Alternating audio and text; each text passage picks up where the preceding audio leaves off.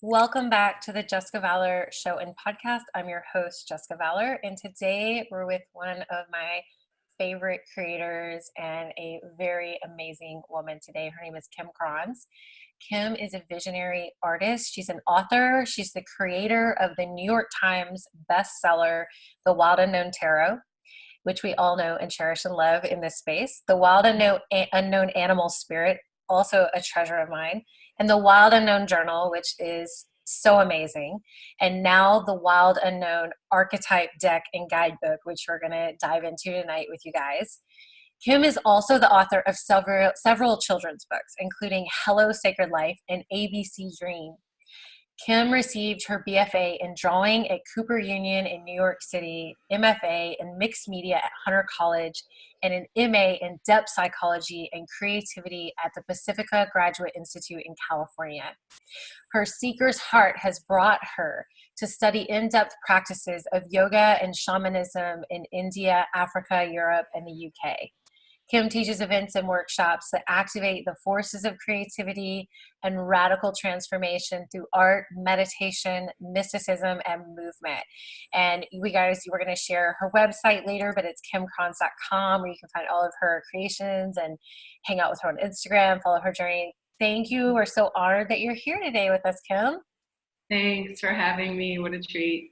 Yeah. So, I could keep you for all the days and all of the richness. And for those of you who may be new to Kim's work, her work has really helped me on my personal journey in healing, but also it's a tool. All of her creations have helped me as tools for integrative healing for my clients, and now even the healers I work with and their clients. So there's so much to her creations, you guys, that you can really, there's like card decks, and then there's tools that help us actually really awaken and enliven and crack open. And that's really what I feel like you have done as the visionary. To me, like, yeah, sure, the visionary artist, but I feel like you're so much of a visionary, like, leader and healer to me personally, and opening those pathways for us to explore ourselves. So your work means so much to me. And you guys, I have her new Archetype deck, but it's at the studio because I took pictures with it today. But I would love for you to tell us, your story and what guided you to create the new Archetype deck. Well, where do I start? Gosh, that was you said so many things just then. I'm just trying to think, like, even it's so easy to list all the books that I've made and the degrees and all that stuff, and it sounds like such a mouthful, but or it sounds like impressive in a specific kind of way. And then also, but at the heart of it, I really feel like I'm an artist who wants to, for myself and for others, like, make these doorways that, like you're saying, kind of crack open these limitations or like our cultural norms or something, so that we can get through. Because I myself need to, like, so often break through the lens that I'm looking through, because it's limiting, it's muddy, it's shitty, it's built of old habits, it's built of conventional social pressures or what have you. So no matter what I'm doing, if it's a kid's book or it's a deck or, the new books I have coming out in 2020, I'm constantly kind of carving or digging to find that crack and make that doorway beautiful enough that no matter how dark it might seem, people will walk through it, so we can find a different, like, paradigm or a different way of being. I really feel like that's my job. If I had to, like, on my taxes, sometimes I wish it said, like, doorway to new paradigm maker.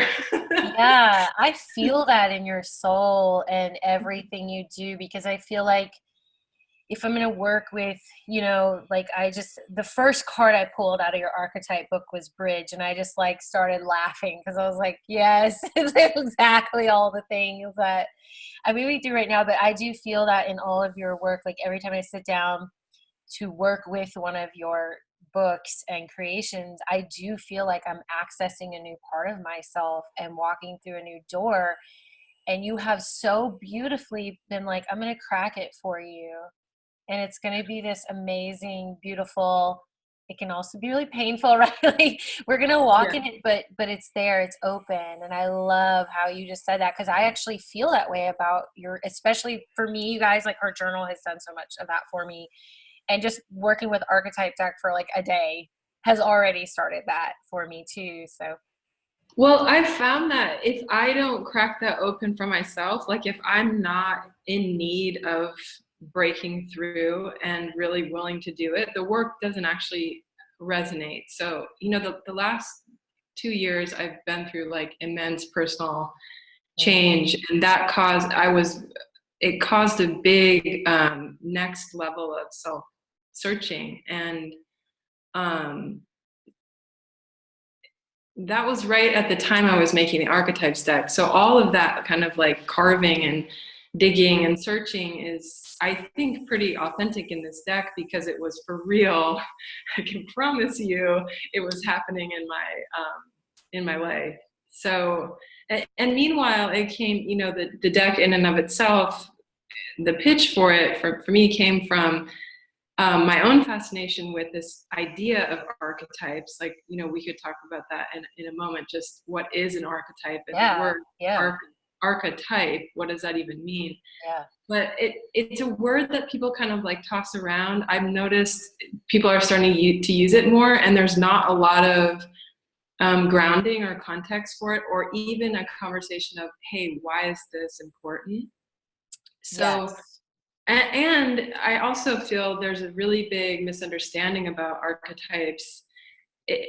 We think of them as if they're like 30 sides of the self. Like, what are the 30 archetypes? Like, you can Google search this kind of stuff, you know. It'll be like, you know, the mother, the maiden, the crone, the warrior. It will list these kind of top dogs. And then we get this impression that it's all about people, which makes sense, because we're so kind of, you know, we're self-oriented by nature, and we think it's all about humans. But actually, like, what was really important in expressing, for me to express with this deck, was that places are archetypal, times in our life are archetypal, certain tools or kind of like things that we seek are archetypal. The idea of a gem, the idea of poison, the idea of, you know, these images that show up in like really classic mythic movies, and stories, and in our lives in metaphorical ways. Those are all archetypal. It's not just about what quote unquote like personality we have or anything like that. It's like, I really wanted people to get this idea that these are really big forces that have been around since the beginning of time, and they're moving through us, with us, and we want to become conscious of them so that they don't run our lives. So like when we're super tired, we don't fall into this old weird pattern that we've never explored. So that when we're home in the hometown, you know, for the holidays, let's say, there's a card that's the village. It really represents that that home. That's amazing. But if it's archetypal, it has the dual qualities. So it's amazing, and there's so much stuckness there. It's like a trap. So the village has a definition of us that's very old. And when we go there, all of our growth seems to fly out the window because we're in the village. So it feels so good, and it feels so bad. So getting to know these archetypes almost so that you can step outside of them, and when you're going home for the holidays, you're like, here we go, across the town lines, like I'm in the freaking village, and I'm about to get called my old nickname, which inherently triggers like old habits and thinking patterns. So if we can get to know these as well as we can, which is tough but really worth it, then we just become more conscious beings. And it's super fun, and like also just studying these, you know, an archetypal image through the centuries, and how how the mother has been expressed through the centuries in different religions and in different cultures, and how it's celebrated and also, not taken totally for granted. And that kind of thing just infatuates me endlessly. So that was, I write in the guidebook that at some point I had a list of like 250 cards that I wanted to make. And I was like, this is a complete Archetypes deck. And I was thinking about how thick the deck would be to just like hold in your hand. It would be like 5 hamburgers, Yeah, right. And it's likely that, I don't know, a burger is probably not archetypal, but meat is, speaking of burgers. Yeah, absolutely. Anyway. Yeah, that's funny. I mean, I think I read you in the beginning of even the animal tarot deck. It was like, how do you, choose which animal, like you were walking through the woods and you were trying to decide like which animals really went in the book. So it's like, because it's like, okay, how do we really, and it was cool how you broke that. If you guys don't know, like she really broke it down by the north, south, east, west in the elements, right? So the elements, the the earth elements, the water, all that. So so that I get it. Like there's so much more. But so how do you feel like you did arrive at what belonged? Oh, well, with this deck, I went totally esoteric. I was like, I was studying Jungian depth psychology and this whole idea of like kind of the other, the quote unquote other, the creative unconscious that wants to move through us. And so I've been making art for a really long time, and I not that I get bored, but I'm really wanting to always push up against my edge of what I know and I don't know. So I was really thinking of like the creative force, the collective creative force or collective consciousness as a collaborator on this deck. So I was kind of testing it. I was like, okay, if you're supposedly here and you're supposed to be here and have the best interest of humanity in mind, right, then I need your help with this deck. Yeah. So I had my list of 250 names, and I used the pendulum. And I used it really, I was very dedicated with it. There's a section in the book that's called "Why Is There No Hero Card?" or something like that, or the missing hero, because that's the first archetype most people think of. It's like the hero and the hero's journey and all those things. And no matter how I held the pendulum, like day after day of testing it, it swung no for the hero. And I kept thinking, like, why is this happening? That's so bizarre. Like, I'm going to get so much criticism that I think I know what I'm doing. And of course, I feel like one always feels like they don't quite know what they're doing. Right. But on top of that, there's going to be no heroes card in this freaking deck. And, that's card number 1. It's like making a tarot deck with no fool or something. So, and then I started to just contemplate the idea of the hero's myth and the word, the hero. And it's gender oriented, which isn't super helpful. Right. And it has a lot of implications that make us feel like we have to go at it alone. And kind of like rescue something or achieve something, like in Hollywood. It has a lot of Hollywood implications. It does, yeah. So I had to just trust that there was another way that energy of the hero was going to be expressed through all the other cards, that the mother has a hero within, that the orphan has a hero within, that the mentor, that all of these other dynamics have a kind of heroic aspect, which is like an illuminated, brighter aspect. So I really, I kind of just took a risk and used the pendulum to cut and slash archetypes left and right.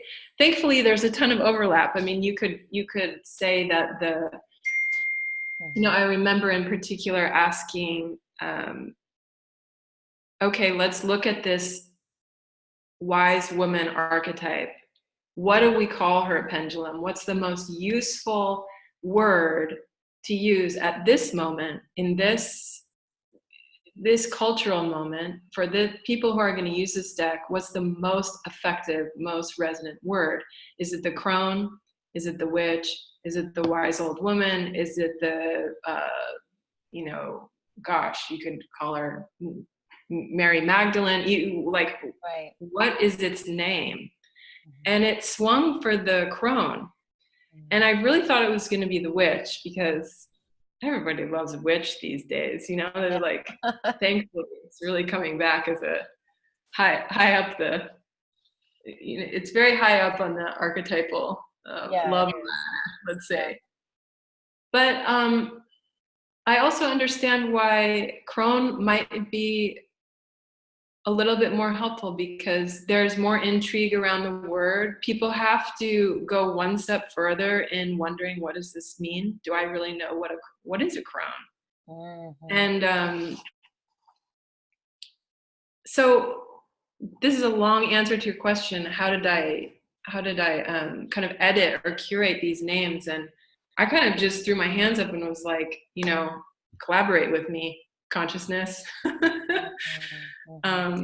Because I'd already have, two decks under my belt where I worked very strategically and logically about, like, as you were saying before, like this element and this animal and this, and this time around, I just thought, let's see what happens if I go this other route. And what was your experience in that? It's really fun. Mm-hmm. I mean, I think, we all get good at our jobs if we do them for 20 years, Yeah. And I've been drawing really like almost every day since I was 15. And so I remember my first drawing teacher, who I had for 3 years. She was a hard ass. She was very disciplined, super rigorous, like Jedi, yogi, sorceress. Speaking of crones, she was like 80. I don't even know. Anyway. And this is a teacher you speak of in all of your books. Yeah. I'm always talking about. I'm always trying to articulate just how epic it was. And she used to say, you draw and you draw and you draw. At one point, the line wakes up. Yes. It becomes alive, and then it's yours. And then the problem becomes, what are you going to draw? So if you can draw, I'm not saying I'm like the best drawer in the world and I can draw anything. I'm just saying I can draw something if you put it in front of me. So there has to be new activation in me in order for those drawings to be activated, so that they activate others. So in order for me to do that, I kind of have to like push my edge, where I'll draw blindfolded, or I'll draw, I'll put on a repeating song super, super loud and make the same drawing over and over. And that I use a lot of those techniques to like push and see how far I can get kind of energy wise with the drawings. And so the pendulum became a way to kind of like test out what happens if I make a deck without me, like supposedly Kim Krans with all these degrees, like making these decisions. But I say, okay, hey, you, a force of benevolence. Yeah. What do you want in the deck? So I love that. I love the idea of collaborating with the unknown. It's like the coolest thing. Yeah, so everything, I love that. Thank you so much for sharing your heart and your creation with us today. And one of the things I really received from really all the things you just said was, this archetype deck is an invitation to open the door to play with the energies of the archetypes. And that, I know you didn't use the word play, but it almost felt like that for me, for everything you were saying, like, especially when you're talking about the hero card not being there. And I love that you brought that up, because, and before you even said it, I was like, we're all the hero. Like every everyone is the hero in every experience, or the heroine, or whatever. Gender is not important in that. And it really is that you're in the essence and experience of being fully expressed, right? And whatever light or shadow you're playing in. And to me, my language is that we're always evolving our souls and ascending our energy. That's what I believe. And through that process, we play with the shadow, and we dance with, play with the shadow. We dance and we play with the light and the love and all the etheric, and that it's all really a part of us. And that in the center of who we get to be and all of that is that really, I mean, you can almost remove the hero, because it's like the whole experience is like that we're always Right. in that. I don't know. It does. It exists in always, every single card. Exactly what you said. Like, it's in every single experience, every card. yeah, and I think that like it's like, you know, I prefer the word protagonist. It's really like knowing you're the protagonist in your life story, and that it affects so many other people, but in the end you're not a victim to someone else's story. You're writing your story, and you're collaborating with the unknown and grace, but like you've got to show up on set every day for the movie that your life is creating. So and that's a one of the spreads that I envisioned kind of from the beginning while working with this deck or creating it, was that, and this is a little bit of a big ask for people, but you divide the deck into the people, the places, and the tools. And the trump cards, which are called the initiations, they're the really big themes in life. Like, you know, the death card, the truth card, like, you know, much bigger concepts. So, and that you would then, from those 4 piles, you would ask, what is this current story of my life, or what's the story line I need to see or be aware of now?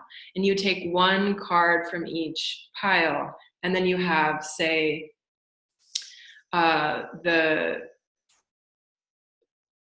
warrior in the empty room with the gosh, what would the warrior have in the empty room with the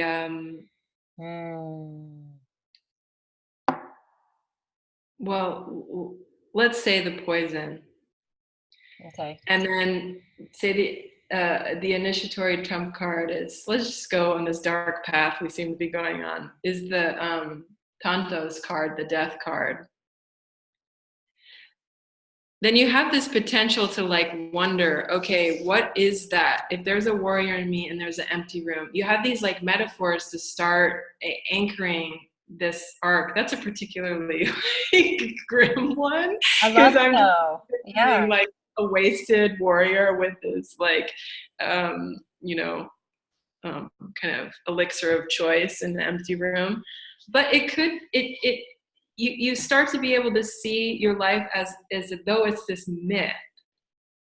And that's really helpful for us, because we get so, I mean, it happens to me like every single day so many times. It's like I start thinking I'm like my inbox passwords that I can't remember, and I start thinking I'm these small details and these bank accounts and these logistics and flights and, you know, upgrades and all these things and followers. And we forget that, you know, oh yeah, I'm the artist at the river with the jewel, you know, and to re-establish the mythic arc of our life frequently is just really healthy, because we can kind of soften into that bigger story.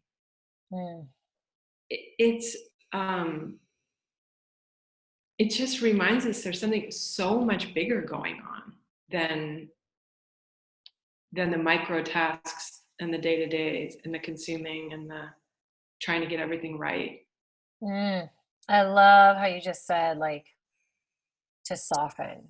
And that is like a personal call that I have been committed to answering and been working on through my own evolution and healing for, several years. And yes, I feel like that's so much that so many are going through, to put all that down and to be able to work. Like, and I love how you use, like, you call it grim, but really it's so much in people's, the reality of the experience they're having, that they are a warrior, and like, what is the poison that they're alone with. And Yeah, I exactly. think, What does a warrior do in an empty room? So a warrior, I mean, we're just riffing right now. These right. are ways you could use the deck. It's like, okay, a warrior is supposed to be out on the battlefield. So if he's in an empty room, you have like one doesn't know what their job is at that point. So there's a kind of Yes. uselessness that it makes me think of, like, the way we treat like veterans, people who have been in service, people with trauma, and they come back from the battle, whatever the battle is, the psychic battle, the literal battle, the divorce, the domestic violence, anything, they come back from that battle, that framework of being a warrior self, and then they're in the empty room.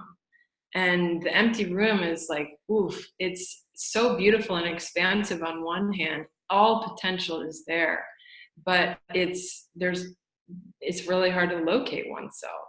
So you have to work with like loneliness and dislocation. And Yeah. Like, who are you the warrior when you're not in the field?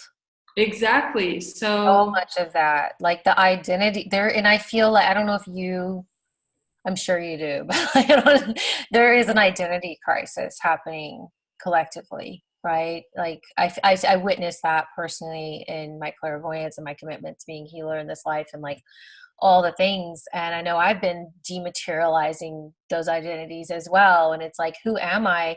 For me, who am I when I'm not a healer? Who am I when I'm not in the healer archetype?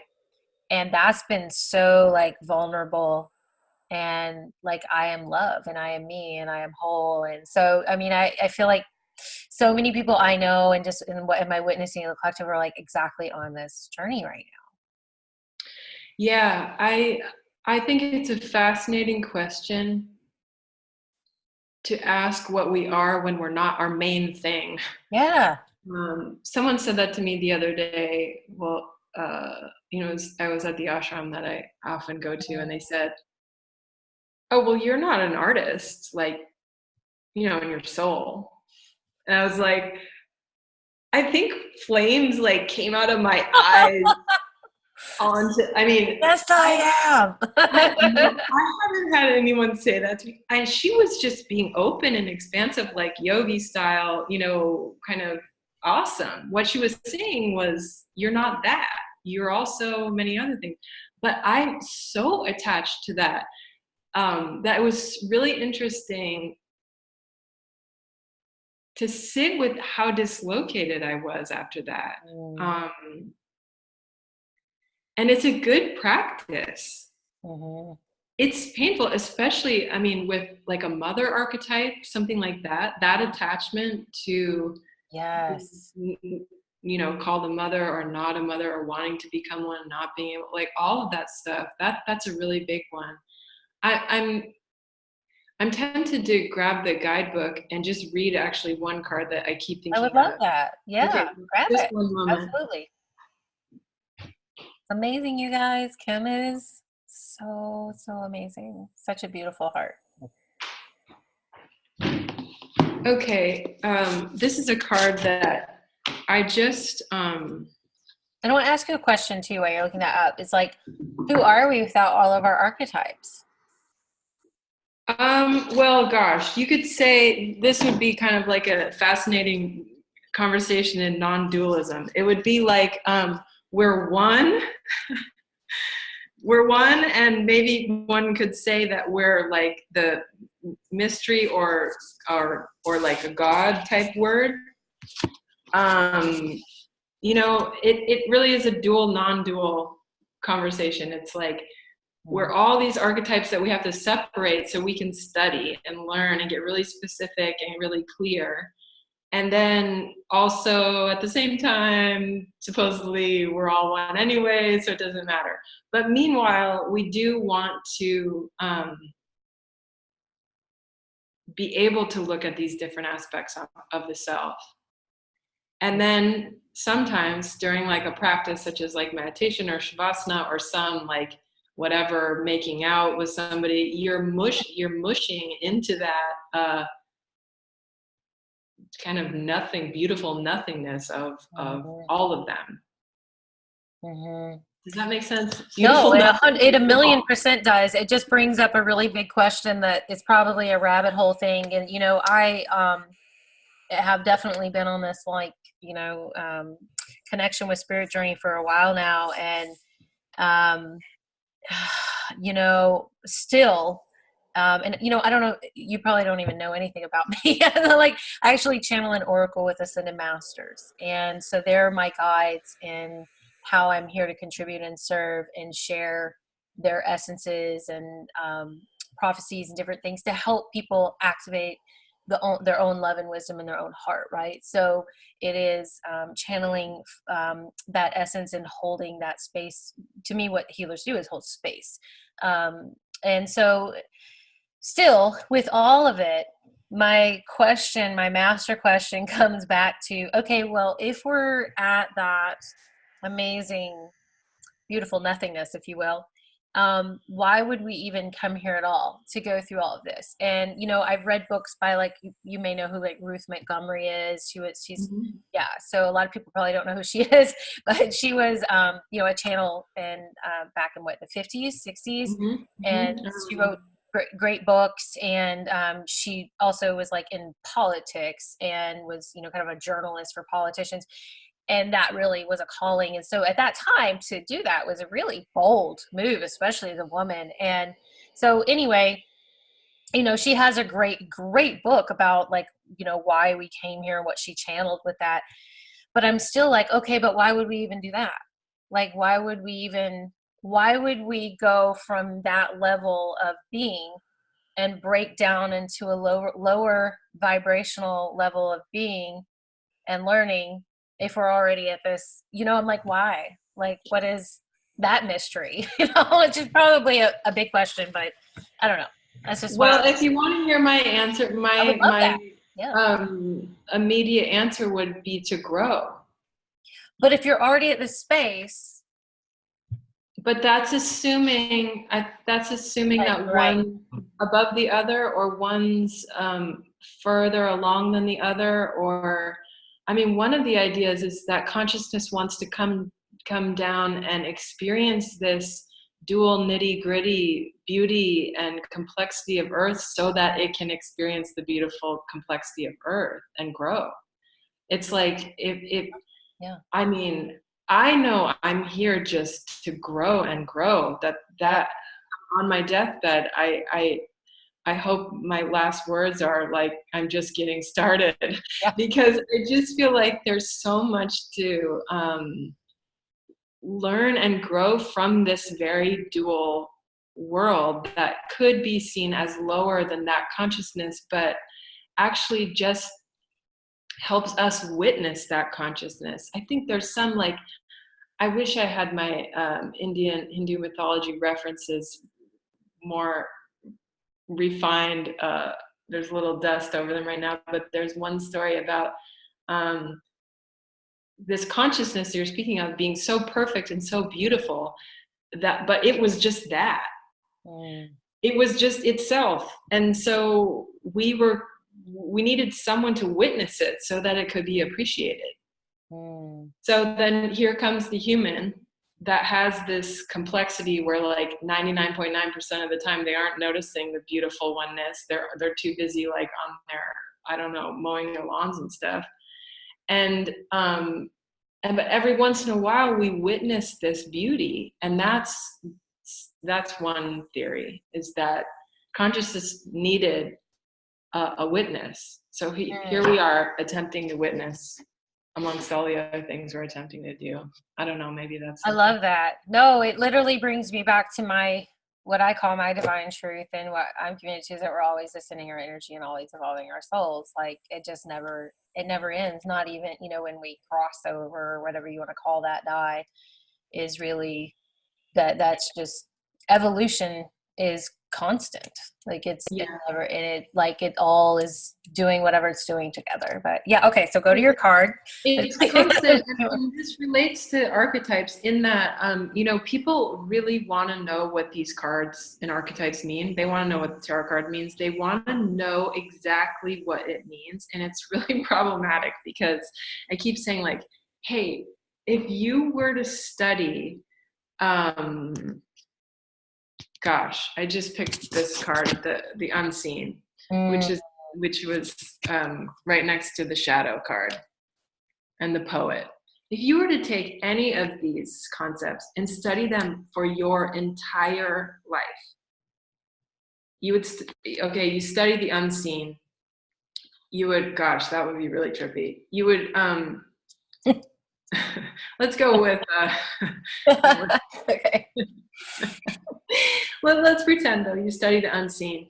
Your whole life, you do all this rigorous work with, you could go with like, you know, everything from ghosts to mediumship to channeling to angels to, God, think of just artwork and how artists have tried to represent the unseen.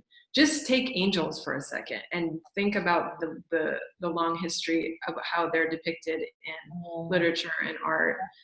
And not to mention your dead relatives and whoever else's voice is in your head. And what are the voices in our head anyways? They're unseen voices. So you could study it your whole life. And if you were doing it in what I would call like a wholehearted, full-hearted, rigorous way, you would again be at your deathbed and be like, I have no idea what it means. I'm just getting started in my research. And that goes for the mother, that goes for the crone, that goes for the warrior, things we think we know. It's like, if you really get down with the warrior and study how complex it is to show up for a battle that might not even be aligned with your heart, and do what is asked of you, that shit is so complicated. I mean, the whole Bhagavad Gita is written about that idea of like, the complexity of the warrior, the spiritual warrior. What does that mean?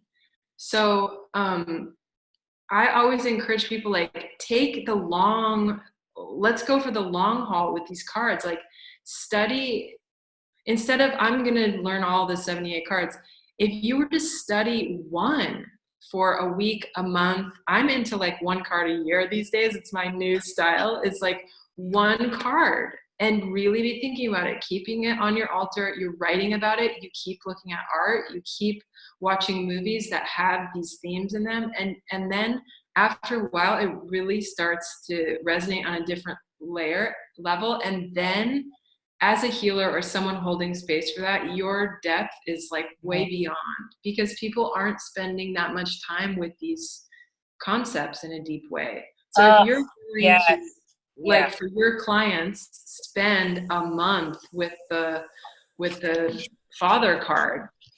Yes. And go like way deep instead of jumping around. Then when someone comes in and they're working with something with that energy, you're going to show up in a totally different way. So that's always my like encouragement is like, let's slow way down and know these are so big, we can't ever get to them. I love that you said that, because that's one of the things that, you know, there's a lot of spiritual, this is kind of a buzzword, but there's a lot of spiritual bypassing, and it's true. And it's like people will be like, people just pull cards because they're trying to find an answer instead of allowing space to receive. And that's, again, probably breaking out of, you know, too much, and you're pushing and your masculine energy with that and balancing that out for yourself and opening your feminine, right, to receive that. But yes, I love that you said this, because it reiterates, like, I'm like, yes, I tell people, don't pull a card every day. Like, it's so much, you know, it's like so much going on. I love to see people using their decks, but when they're using them and it becomes like this kind of grasping thing, and then they're going to Google, it's just, it becomes fracturing, and it Mhm. becomes more of like comparing this card to that card, and it's more of the same. So Yeah, I've it's like, really been into this idea of yeah, long sustained, almost like, to go back to that word of collaboration yeah, with the card. I mean, when I went through like so much change in the last year, divorce and miscarriage, all, like, so much stuff, yeah, moving all over and trying to find ground. I had one card in my car that whole year. And I wasn't even doing that much with it consciously, but every time I got in my car, which is all the time because I was always moving, I saw it. And now my understanding of the Wheel of Fortune card, and its slow arc, and the way it wants to push you through its wheel is way different than when I drew the card or what I thought I knew about the card. And that's just because it was this little hovering reminder of, like, it was a card I had drawn right before all those changes happened. And I knew when I saw, holy shit, something's going on. And now that card and I have a permanent bond that's like way beyond what I could have tried to get by going to a bunch of books and Google searching till 2 a.m. yeah, yeah.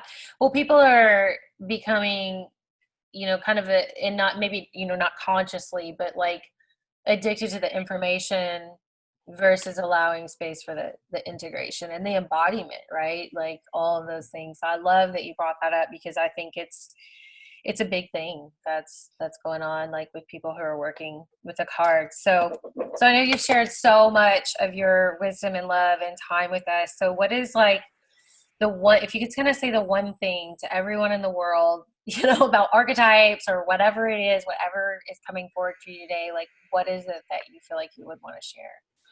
Well, I maybe should stay with, I should probably just read this one Yeah. card meaning, because I don't want to leave that untended to. And it's a good last note to end on. It's the orphan card, which was, it's really a card that like perplexes me. It's so complex and beautiful. And no one wants to be the orphan card, but yeah, we're all the orphan card. So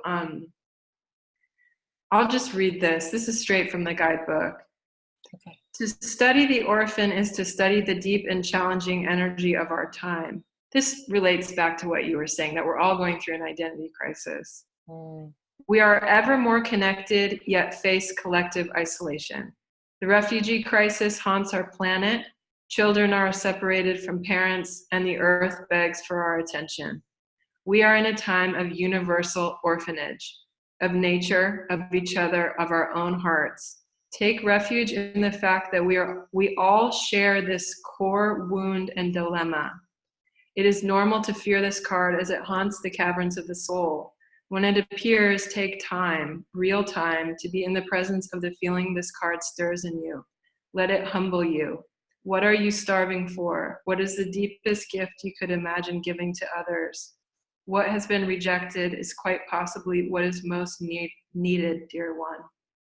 Mm. And Yes. then the book gives, like, little like movies to watch and books to read that have also this theme of the orphan. Yeah. But I love how you did that so you guys, like on every page for every archetype, there is like a suggestion from her, which is the light, and you don't call it the dark, you call it I say when light, it is light and and dark. It is, and when dark. Yeah, okay, I actually yeah. So when it's light or dark, so kind of think like, whenever you're moving through that, and then she offers like, if you want to go deeper, listen to this album or read this book, or which I just love because especially, I mean, for me too, like when I'm giving someone this card in like a healing session, then they can go and play and explore and see what else cracks open for them. So it's like the door's open. And what else are you going to find with the neck? It's like you're leaving this trail of awesomeness for them to go yeah, explore. So I do love that you did that. this one has Mary Oliver's. It says "Go Deeper." Mary Oliver's "The Kitten," the poem "The Kitten," which is a a favorite poem of mine since I was young. Yeah, Um, Ariel is and amazing. it's so helpful because we think these forces are just, we don't realize they're everywhere, all over pop culture and all over the great artwork and the great poems and movies and everything of our time. So it's really fun to leave that trail. I'm so honored, and I hope people go on the journey and take the trail, and whatever they do, write me or email me or post online and show me where the trail leads, because it's really fun. It is so fun. I love watching all the other people who have your books and cards and everything, like use the hashtags and see what they're doing with them and creating them. So, oh, Kim, you're such a gem, such a beautiful soul, and it's such an honor to have you here. And for all of those out there that don't know Kim Krans, because you're living under a spiritual rock somewhere, it's like you can find her at Kim Krans, and it's Kim Kim, and then Krans is Krans, and you can get her Archetype book right now on Amazon. It's the Archetypes Deck and Guide. It's the Wild Unknown Archetypes Deck and Guidebook by Kim Krans. And you can also, I'm sure you can bundle and order her journal and other projects as well. So definitely, you guys, grab this. And Kim has books coming out next year, and I know she just walked the El Camino, so I know she'll be sharing about that soon. So make sure you follow her on Instagram and get her book, and we'll see you guys soon. Sending you so much love. Thanks so much.